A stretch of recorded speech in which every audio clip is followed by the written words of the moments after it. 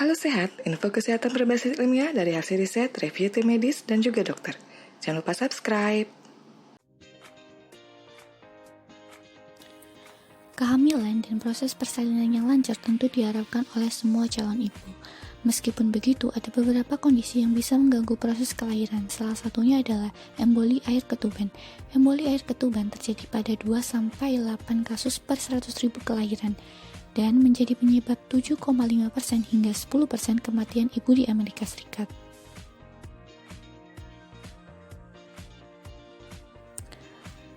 Apa itu emboli air ketuban? Emboli air ketuban atau amniotic fluid embolisme atau AFE adalah komplikasi kelahiran di mana ada cairan ketuban yang memasuki sistem peredaran darah ibu. Emboli air ketuban merupakan komplikasi langka namun serius yang dapat terjadi selama persalinan atau segera setelah proses kelahiran terjadi dan dapat mengancam jiwa ibu dan bayi. Emboli cairan ketuban yang dikenal juga sebagai sindrom anafilaktoid kehamilan umumnya terbagi menjadi 2 fase. Fase pertama ditandai dengan gagal nafas pada ibu yang dapat menyebabkan serangan jantung. Fase kedua dikenal sebagai fase hemoragik di mana ibu mulai mengeluarkan banyak di lokasi luka seperti sayatan operasi sesar. Gejala emboli air ketuban. Emboli air ketuban dapat terjadi secara tiba-tiba. Gejala yang muncul biasanya berupa 1. Sesak nafas, 2. Kelebihan cairan di paru-paru atau edema paru, 3. Tekanan darah menjadi rendah secara tiba-tiba, 4. Tiba-tiba mengalami gangguan kardiovaskular, yaitu kegagalan jantung untuk memompa darah secara efektif, 5. Mengalami koagulasi intravaskular, diseminata atau darah yang tidak bisa membeku, 6. Pendarahan dari rahim, sayatan sesar atau tempat intravena atau IV.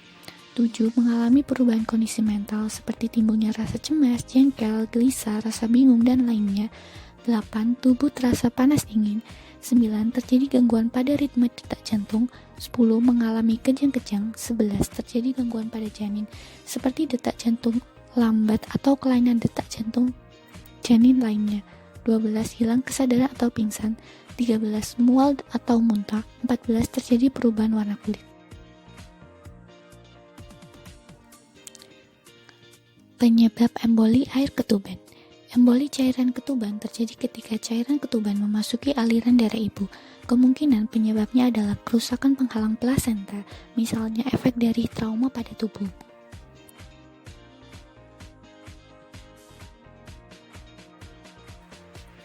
Faktor resiko emboli air ketuban. 1. Hamil di atas usia 35 tahun. Jika Anda berusia 35 tahun atau lebih pada saat anak Anda lahir, Anda lebih berisiko tinggi mengalami emboli air ketuban. 2. Masalah plasenta. Adanya kelainan pada plasenta dapat meningkatkan resiko emboli cairan ketuban.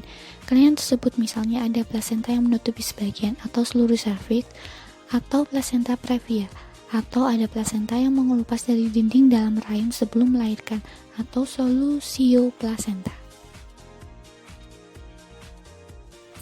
3. Preeklamsia. Preeklamsia adalah kondisi meningkatnya tekanan darah disertai kelebihan protein dalam urin. Preeklamsia yang terjadi setelah usia kehamilan 25 minggu dapat meningkatkan resiko emboli air ketuban. 4. Proses persalinan lewat operasi. Persalinan lewat operasi sesar dapat meningkatkan resiko emboli cairan ketuban.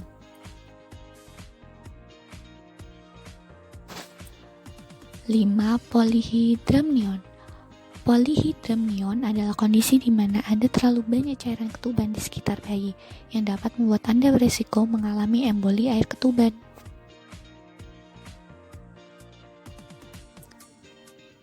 Komplikasi emboli air ketuban. 1. Kerusakan otak. Kadar oksigen dalam darah yang rendah dapat menyebabkan kerusakan saraf permanen yang parah atau bahkan mati otak. 2. Membutuhkan perawatan intensif yang cukup lama. Wanita yang selamat dari emboli air ketuban seringkali memerlukan perawatan di ICU untuk waktu yang cukup lama, tergantung pada tingkat komplikasinya. 3. Kematian ibu. Wanita yang mengalami emboli air ketuban memiliki resiko tingkat kematian yang lebih tinggi. 4. Kematian bayi. Bayi Anda akan berisiko mengalami cedera otak atau kematian karena emboli air ketuban, terutama bila penanganannya terlambat. Oleh karena itu, penanganan persalinan bayi yang cepat bisa meningkatkan kelangsungan hidup. Selain komplikasi di atas, ada beberapa efek jangka panjang yang dapat dialami ibu karena kondisi emboli air ketuban ini, yaitu hilang ingatan, kegagalan fungsi organ tubuh, kerusakan jantung yang bersifat sementara atau permanen, masalah sistem syaraf, histerektomi parsial atau lengkap, kerusakan kelenjar pituitari, masalah emosional jika bayi tidak dapat bertahan hidup.